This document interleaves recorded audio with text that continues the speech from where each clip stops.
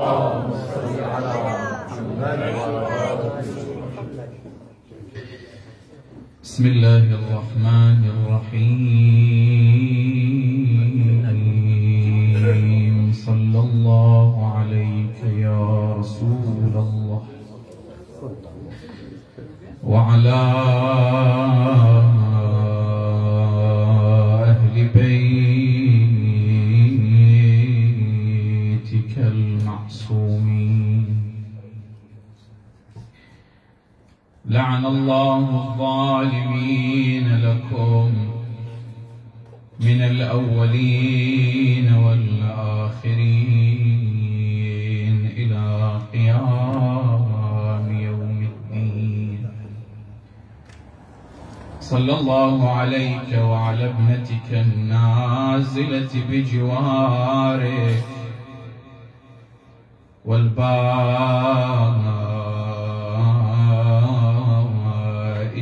في الثرى ببقعتك الصديقة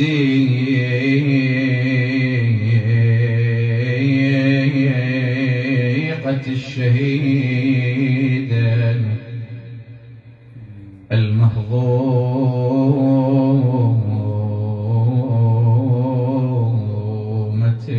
المظلومة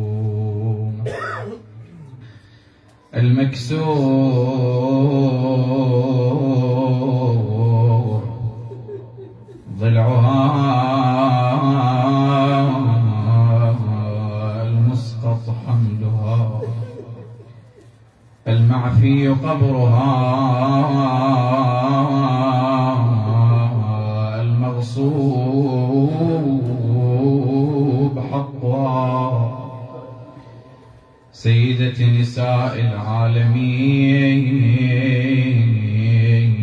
صلى الله عليك يا مولاي يا أبا عبد الله يا رحمة الله الواسعة ويا باب نجاة الأمة. يا ليتنا كنا معكم سيدي فنفوز فوزا عظيما. لا صبر يا ابن العسكري فشرعة الهادي النبي استنصرت أنصار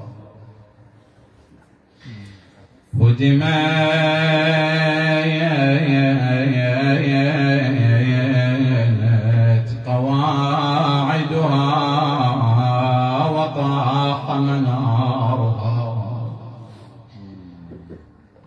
هدمت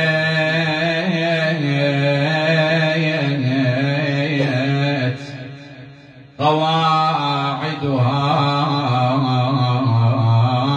وطاح منارها فأقيم بسيفك ذي الفقار منارها.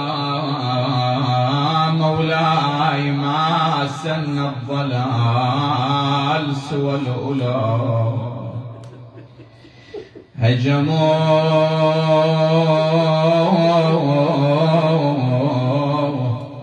على الطهر البتولة دارها منعوا البتول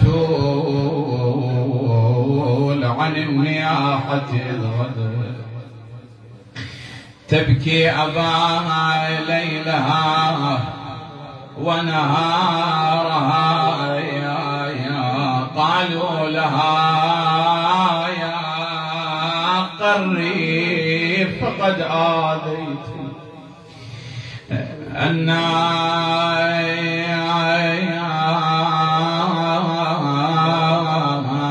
وقد سلب المصاب فؤادها قطعوا أراك تهاوى من أبنائها. قطعت أمي يمينا ويسارها، جمعوا على بيت النبي محمد، جمعوا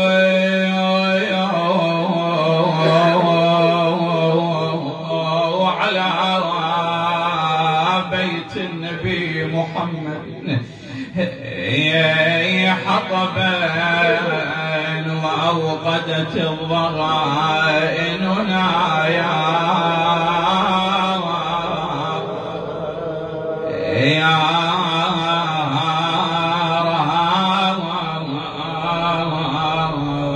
رضوا سليلة أحمد، يا رضوا سليلة أحمد بالبايا حتى أنبتوا في صدرها مسمايا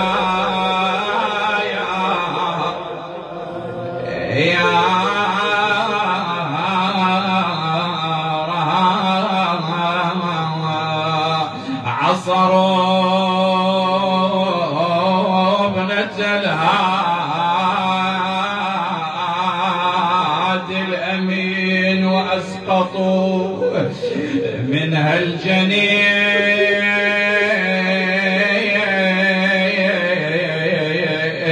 وأخرجوا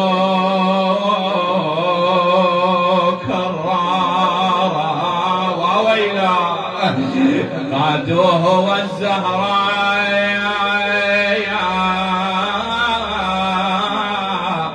تعدو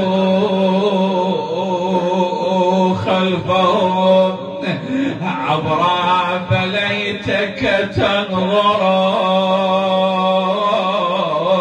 استحقار والعبد سود متنها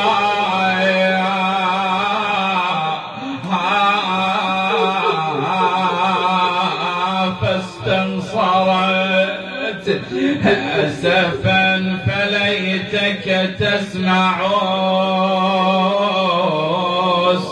استنصارا فقضيت وآثار السياط بمتن لا يا ليت عينك تنظر عاينت آثارها يا راعي الثار فات الثار تنشر رايتك يا مولاي يا صاحب يا راعي الثار فايات الثار تنشر رايتك وظهر تدري والخبر عندك بصير البايا بش تكسر من نار القلوب تهيج غيرك ما المجار نعتب واحنا ندري شلون قلبك تلتهب ناره ندري بيك من تذكر صدر امك ومسمار تهيج وتنتظر رخصة من الله تريد بس تضار يا ربي يصدورنا ضاقت حسرا جربة حسرة عجل فرج والينا بجاه الضلع وبكسر بجاه الطفل ومصابه بجاه البضعة الزهر المتنها بالضرب مسواد بعدها من اللطم. إنا لله وإنا إليه راجعون. لا حول ولا قوة إلا بالله العلي العظيم. وسيعلم الذين ظلموا أي منقلب ينقلبون. بسم الله الرحمن الرحيم. يريدون أن يطفئوا نور الله بأفواههم ويأبى الله إلا أن يتم نوره ولو كره الكافرون. والذي أرسل رسوله بالهدى ودين الحق ليظهره على الدين كله ولو كره المشركون. تعجيلا في فرج المولى صاحب العصر والزمان، وتعزية له بمصاب جدته الصديقة الشهيدة. ارفعوا أصواتكم بالصلاة على محمد وآل محمد. هاتان الآيتان اللتان جاءتا في سياق بيان مؤامرات المنحرفين عن الدين، سواء الكفار من المشركين أو من أهل الكتاب أو حتى ممن ينتحل الإسلام. هاتان الآيتان في سورة البراءة، في سورة التوبة، أكو آيتين تقريبا بنفس الألفاظ إلا اختلاف يسير في سورة الصف. نيتشه يريدون ليطفئوا، هذه يريدون أن يطفئوا. يريدون اللي في سورة الصف يريدون ليطفئوا نور الله بأفواههم والله متم نوره ولو كره الكافرون. هذه ويأبى الله إلا أن يتم نوره ولو كره الكافرون. هذه الآية الأولى قبل الآية الثانية اللي تتحدث عن هو الذي أرسل رسوله بالهدى ودين الحق. الآية الأولى تشبه كل محاولات الأعداء، محاولات أعداء الدين، الكافرين المنافقين من المشركين من أهل الكتاب من غيرهم حتى من داخل دائرة المسلمين، تشبهها بمن يريد أن يطفئ نورا أو نارا بفمه. خوزين النار أو النور هل يمكن إطفاؤه بالفم؟ تشوف القضية مو مجرد مثلا من يريد أن يكذب، لا، كل مؤامرات الأعداء بما فيها تلك المؤامرات التي تتحدث عنها الآية الشريفة: ولقد مكروا مكرهم وعند الله مكرهم وإن كان مكرهم لتزول منه الجبال. يعني مرات الكفار الأعداء مكرهم بمستوى من الخطورة وبمستوى من الأهمية. القرآن الكريم، القرآن العظيم، القرآن الكريم في هذه الآية يعبر عنه بهذه الطريقة: وإن كان مكرهم لتزول منه الجبال. يعني سيمكرون بكم ذلك المكر الذي لو كانت قوتكم من جبل من المحتمل شنو؟ مكرهم يؤثر أكثر. مع ذلك في هذه الآية تبين هذه الآية الشريفة أن من يحارب، من يمكر بالمؤمنين، من يحارب شريعة رسول الله صلى الله عليه وآله، مثاله مثال من يريد أن يطفئ النار أو النور بفمه. شوف السراج أو الشمعة مثلا أو الفانوس الصغير، هذا الشمعة لما تريد تطفيها شلون تطفيها؟ تنفخ عليها. الفانوس الصغير إذا نار بسيطة مثل هذا الفانوس المتعارف، يمكن أن واحد مجرد أن ينفخ عليه شنو هو؟ يطفى. أما إذا مشعل كبير يمكن أن يطفأ من خلال أن ينفخ الإنسان بفمه. القرآن شو يقول؟ يقول البعض يتصور أن نور الله سبحانه وتعالى، أن دين الله سبحانه وتعالى، أن هذا النور الذي أرسله على نبيه مثال شمعة، لأنه يرى وضع المؤمنين، يرى وضع المسلمين، يرى وضع النبي وهم فيما هم فيه من الضعف، قد من العجز في الكثير من الأحيان، يتصور أنه يستطيع أن يقضي عليهم بكل سهولة، لأنه يغفل عن قدرة الله عز وجل ويركز كل تركيزه على من؟ على ظاهر الحال، ظاهر حال المؤمنين. يتصور أن هذول مثل شمعة، بس مجرد أن ينفخ عليهم شنو؟ يطفى. والحال أن الله عز وجل يقول هذا ما جاء به رسول الله صلى الله عليه وآله، ما جاء به ونور الله، يريدون أن يطفئوا نور الله. تصور واحد قدامه مشعل يريد يطفي، شلون يطفي؟ ينفخ عليه. هسه مو مشعل، افرض مثلا فد حريق كبير، فد نار عظيمه مشتعله، شلون يريد يطفي؟ يجي ينفخ عليها. زين نور الله، نور الله اللي ملأت بين الخافقين، نور الله الذي به قامت السماوات والارض، يمكن ان يطفئ. شوف مستوى سخافة ما يقوم به أعداء الله في مواجهة دين الله، ومستوى عجز هؤلاء عن أن يصنعوا شيء. يعني أنت الإنسان قد يشوف، طبعا هذا كله في سياق القتل والتنكيل والتهجير والإبادة وفتنة المؤمنين وتحريقهم، وما حصل في الأنبياء وما حصل بعد ذلك، ما حصل في أمة رسول الله صلى الله عليه وآله. كل هذه البلايا العظيمة والزلزال الشديد، القرآن نفسه يعبر مرات يقول يصير مرات بكم زلزال شديد. كل هذا الزلزال الشديد من ناحية حينما تنظر إلى عظمة الله عز وجل، إلى قدرة الله عز وجل، إلى غلبة الله عز وجل على الأمور، شيء يعبر عنه القرآن: يريدون أن يطفئوا نور الله بأفواههم. يتصورون أن نور الله عز وجل بمستوى من الضعف، أن هذا مجرد أن ينفخ عليه شنو؟ يطفئ. آية في سورة المجادلة.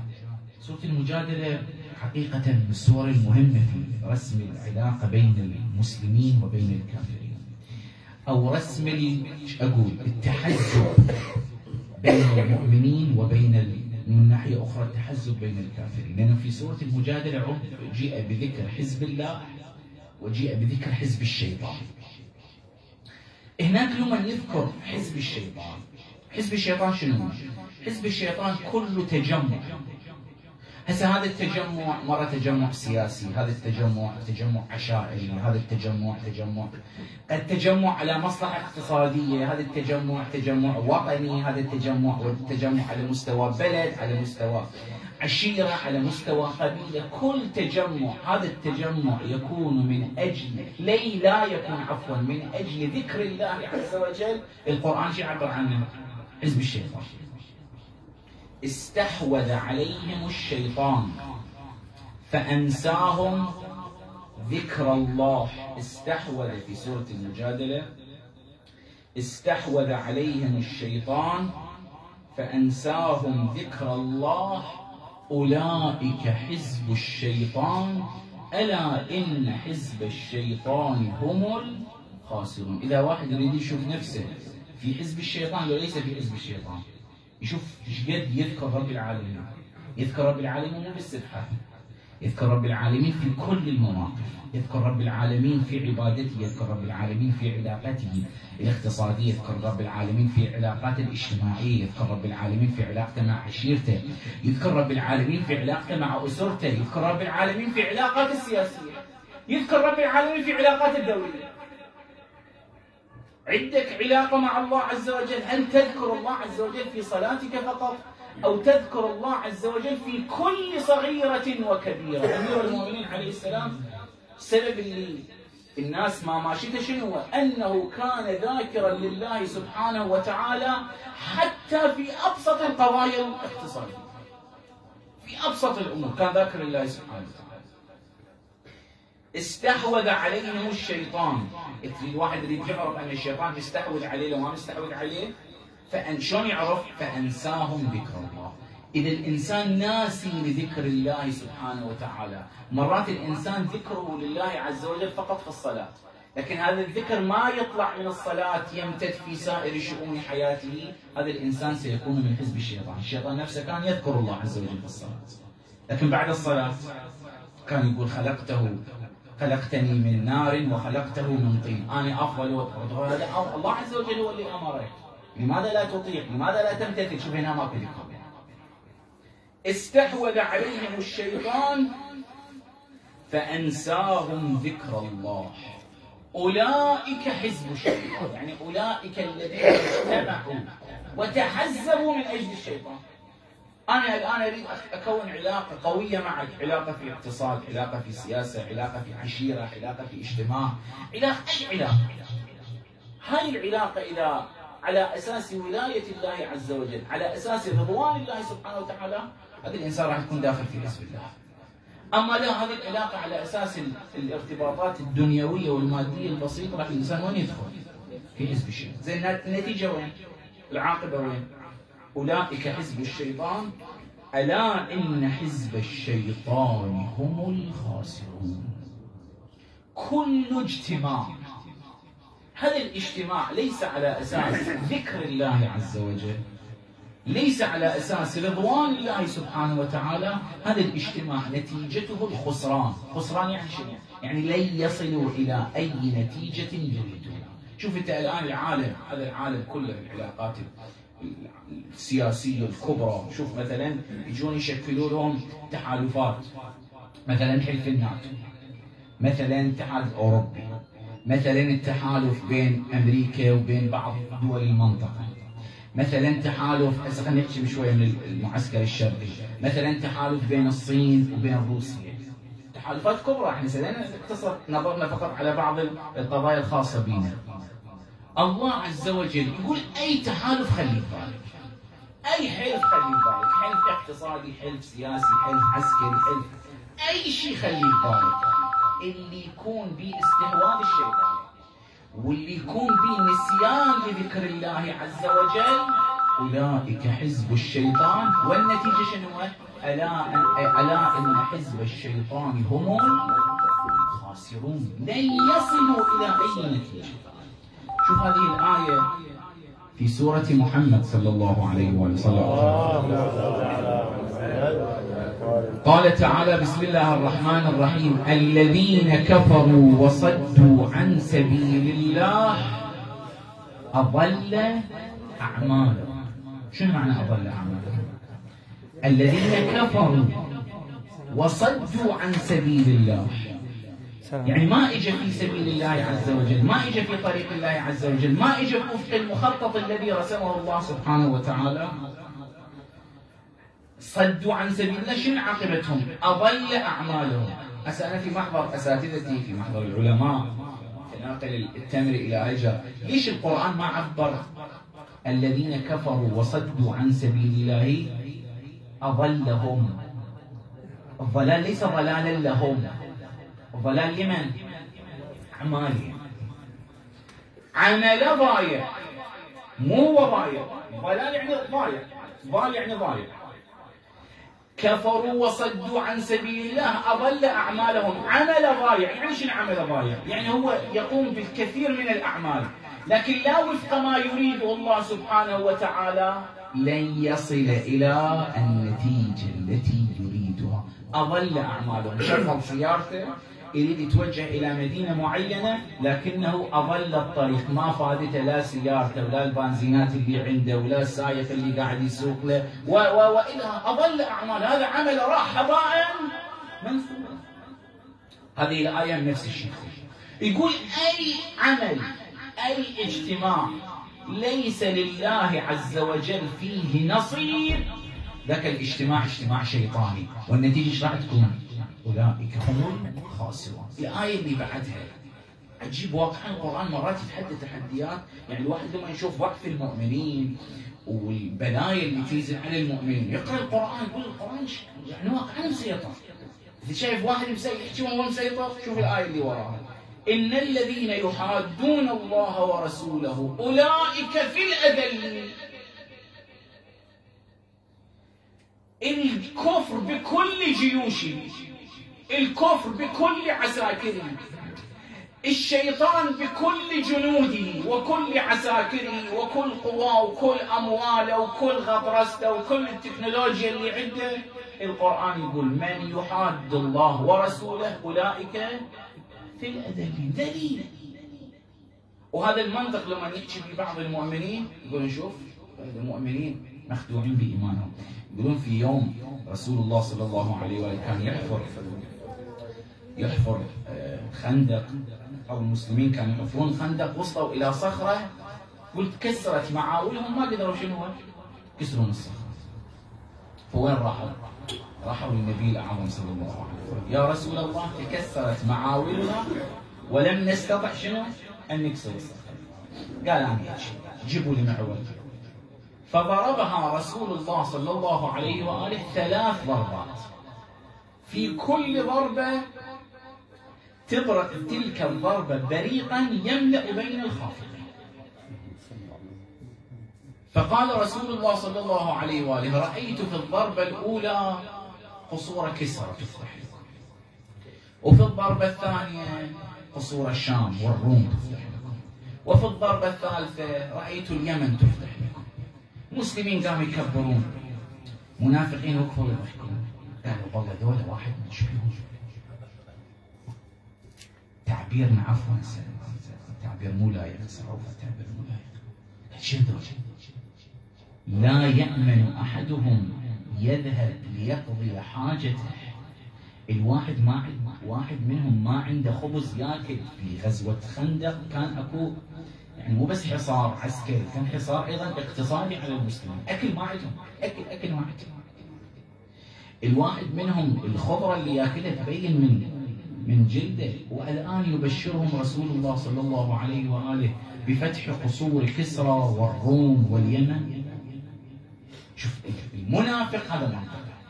المنافق لما ندري لا تغرك جيوش الظالمين، لا تغرك غطرسه الظالمين، لا تغرك كل تكبرات الظالمين، لا تغرك كل القوه العالميه اللي ضدك، لا تغرك، لا تنجرف، لا تروح في معسكر الاعداء، لا تروح في معسكر اعداء اهل البيت عليهم السلام. يقول لك انتم ما تعرفون الواقع. ان الذين يحادون الله ورسوله اولئك في الاذلين. الايه اللي بعدها كتب الله لأغلبن أنا ورسلي إن الله قوي عزيز. أنت شوف المحاولات التي حاولوها في طمس نور الله عز وجل. أنت اضرب بس فقط هذا المثال، فقط هذا المثال. ما صنعه معاوية في طمس ذكر أمير المؤمنين صلوات الله وسلامه عليه، واستمر عليه بنو أمية 100 عام، وبعد ذلك بنو العباس، حتى يطفون ذكر امير المؤمنين صلوات الله عليه. الواحد احنا ورا السقوط تشوف عند بعض العوائل الشيعيه مسمي ابنه باسماء اخرى مو منتميه لمدرسه اهل البيت. قل له ليش؟ يقول له اذا اسميه باسماء الشيعيه عبد الزهره وعبد الحسن وجعفر وحيدر وكرار وما ادري شنو، تاذى السيما بعض مناطق دياله مثلا او بغداد او بعض مناطق الخليطه، تشوف الشيعي مسمي ابنه باسم فلان وفلان. هاي القضية أشد منها في زمن أئمة أهل البيت صلوات الله عليهم أجمعين، بحيث المؤمنين يخاف الواحد من عندهم أن يسمي أولاده باسم أمير المؤمنين صلوات الله عليه.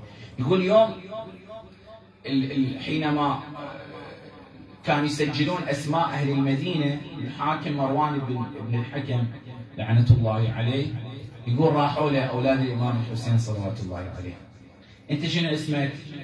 قال علي بن الحسين. انت شنو اسمك؟ قال انا علي بن الحسين.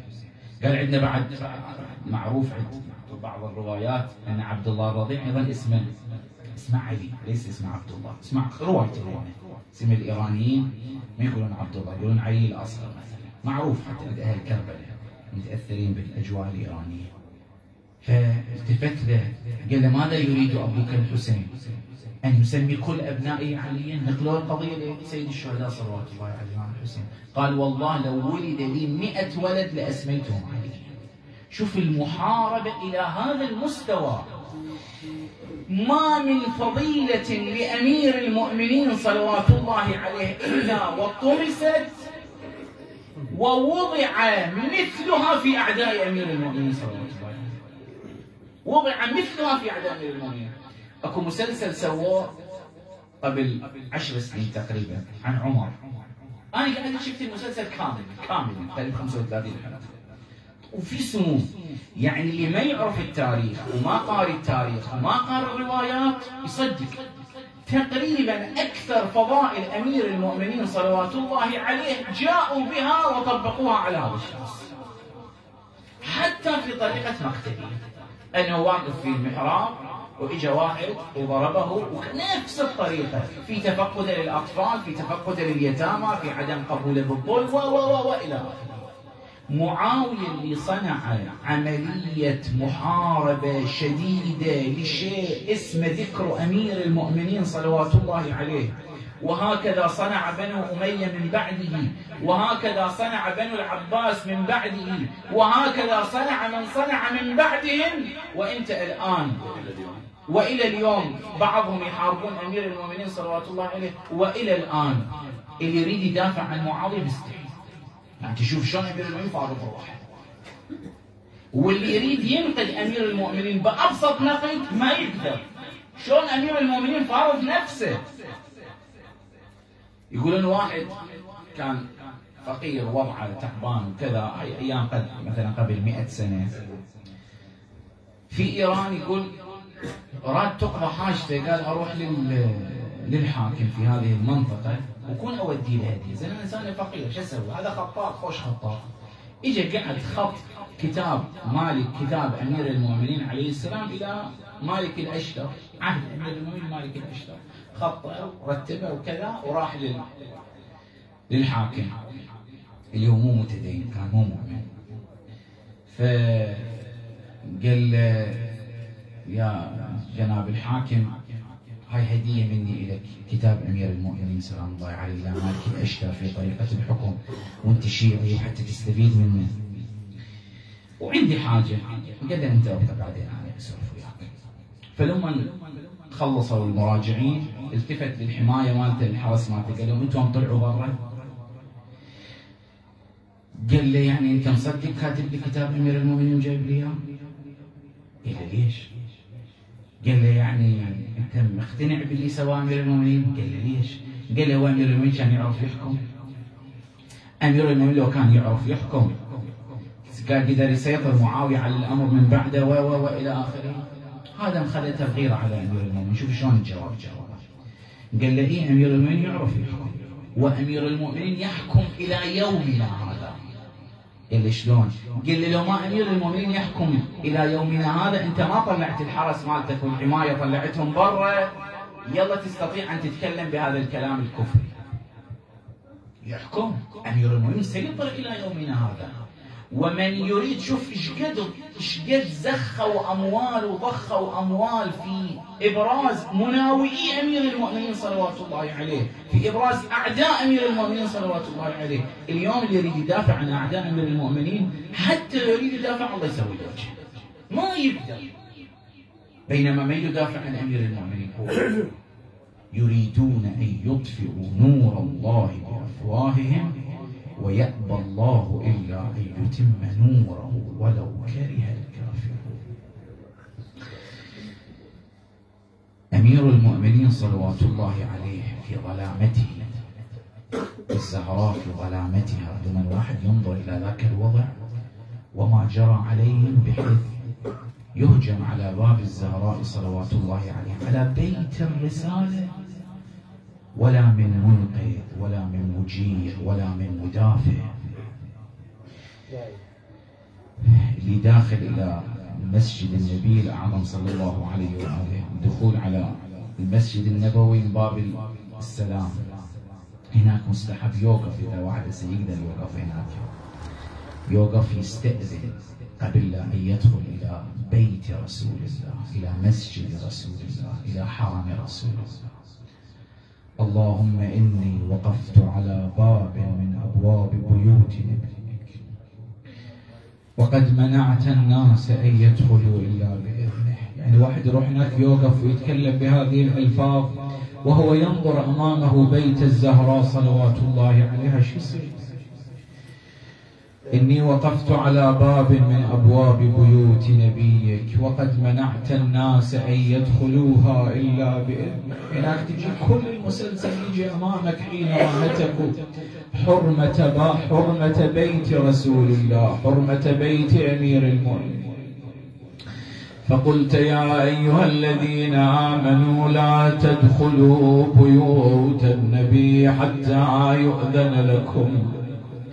بعدين اكو كلمة تقولها في هذه الزيارة عجيبة، قل اللهم إني أعتقد حرمة نبيك في غيبته. يعني أنا مو من ذولاك الجماعة اللي ما راحوا ما حافظوا على حرمة رسول الله صلى الله عليه وآله. اللهم إني أعتقد حرمة نبيك في غيبته كما أعتقدها في حضرته. باب جبرائيل شايفين اللي رايح إلى زيارة النبي الأعظم صلى الله عليه وآله. باب جبرائيل مقابل باب فاطمة، مقابل باب الزهرة. جبرائيل ليش سموا باب جبرائيل؟ لأن جبرائيل كان إذا أراد أن يتشرف بخدمة رسول الله صلى الله عليه وآله كان يأتي من هذا المكان. رسول الله صلى الله عليه وآله بنفسه بعظمته كان يقف على باب فاطمة الزهراء عليه السلام أشهر طويلة، يقف يقرأ قوله تعالى: إنما يريد الله ليذهب عنكم الرجس أهل البيت ويطهركم تطهيرا. يقول أول ما يجي النبي الأعظم مرة يستأذن: يا أهل بيت رسول الله إن رسول الله بالباب، ما يجاوبونه. المرة الثانية: السلام عليكم يا أهل بيت رسول الله، ما يجاوبونه. المرة الثالثة يقوموا يفتحوا له الباب: أهلا وسهلا بك يا رسول الله. قال: أنا 3 مرات ناديتكم يلا جاوبتوني. قالوا له: يا رسول الله نريد أن نتزود من سماع صوتك، هذا صوتك أنس إنا، هذا صوتك سكينة في قلوبنا. يوم من الأيام جاءوا على باب فاطمة قالوا: أحرقوا الدار بمن فيه. وعجبا يستأذن الأمين عليهم ويهجم الخؤون. قال سليمان، معذرة سادتنا أقرأ هذه الأبيات والله مقرحة للقلوب. قال سليمان: قلت يا سلمان هل دخلوا ولم يكن استئذان؟ فقال: إيه وعزة الجبار، معذرة يا صاحب الزمان، معذرة يا أمير المؤمنين، ليس على الزهراء من خمار، فمذ رأوها عصروها عصرا كادت بنفسي أن تروح حسرة. نعم وهي بين الباب والجدار أخذت تنادي: وأبتاه ومحمدا وأبا القاسم ماذا لقينا من فلان من بعدك. مشي عليها أجركم الله، أسقطت حملها، نبت المسمار في صدرها، وزيدتها وفاطمتها. نعم لما أن أفاقت وجدت عندها فضة. شوف أول حكاية حاجتها: يا فضة ماذا صنعوا بعلي مولاك؟ قالت: ذهبوا به إلى المسجد. قالت: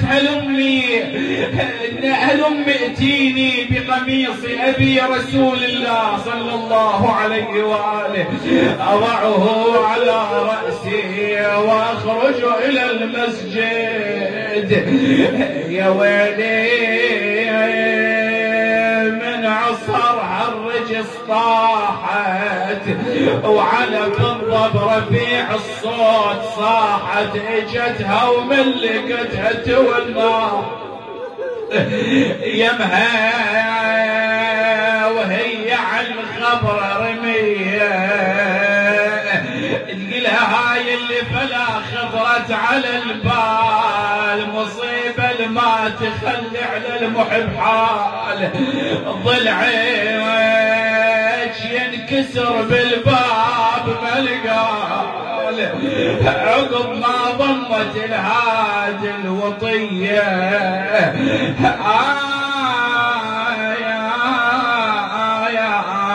عفى قلب الوصي ورا عظم وعظم صبره يشوف اللي جرى بعينه وينظر. خرجت فاطمة سلام الله عليها على رأسها قميص رسول الله صلى الله عليه وآله، وبيدها الحسن والحسين، وخلفها زينب وأم كلثوم. لما دخلت إلى المسجد واجهت قبر رسول الله صلى الله عليه وآله، أخذت تنادي وأبتاه ومحمدا وسوء صباحا. نعم، هذا الموقف تنظر إليها زينب، رأت ما صنعت أمها فاطمة حينما نزل بها البلاء. إيش وقت تذكرت زينب هذا الموقف؟ حينما رجع جواد الحسين خاليا وضعت يدها على رأسها وهي تنادي وجداه ومحمدا وأبا القاسم وأبتا وعليا، هذا حسين بالعرى صريع بكر. تقول له يا جدي مات ما حد وقف دونه، ولا نخار غمض له عيونه، يعالج بالشمس من خطب لون، ولا واحد بحلقه ما يقطر. تقول له يا جدي قوم شوف ابنك رمي، خذوا راسه وجثه على الوطيه وعليه الجول قامت خيل ومي. إنا لله وإنا إليه راجعون، لا حول ولا قوة إلا بالله العلي العظيم. لتعجيل فرج مولانا، لشفاء المرضى سيما المريضة المنظورة، لقضاء الحوائج، لتسهيل الأمور، ولشفاء المريض المنظور أيضا. نقرأ الآية المباركة في هذا المجلس، مجلس الزهراء، مجلس ذكر فاطمة صلى، ومريض المنظور أيضا، وجميع مرضى المؤمنين والمؤمنات. بسم الله الرحمن الرحيم. أمن يجيب المضطر إذا دعاه ويكشف السوء، أمن يجيب المضطر إذا دعاه ويكشف السوء، أمن يجيب المضطر إذا دعاه ويكشف السوء، أمن يجيب المضطر إذا دعاه ويكشف السوء، أمن يجيب المضطر إذا دعاه ويكشف السوء، أمن يجيب المضطر إذا دعاه ويكشف السوء. يا الله، اللهم اكشف السوء والبلاء عنا وعن جميع المؤمنين والمؤمنات بتعجيل فرج مولانا صاحب العصر. اللهم عجل فرجه وسهل مخرجه، واجعلنا من أعوانه وأنصاره والذابين عنه والمستشهدين بين يديه.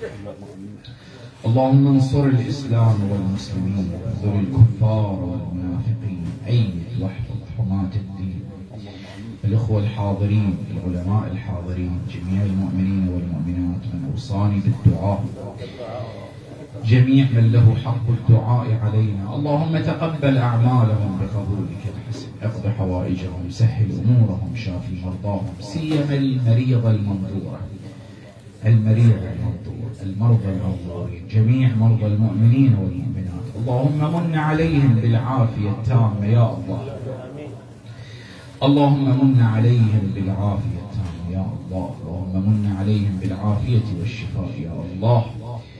اللهم ارحم أمواتنا، اقض حوائجنا، سهل أمورنا بالنبي وآله، إلى أرواح أموات الحاضرين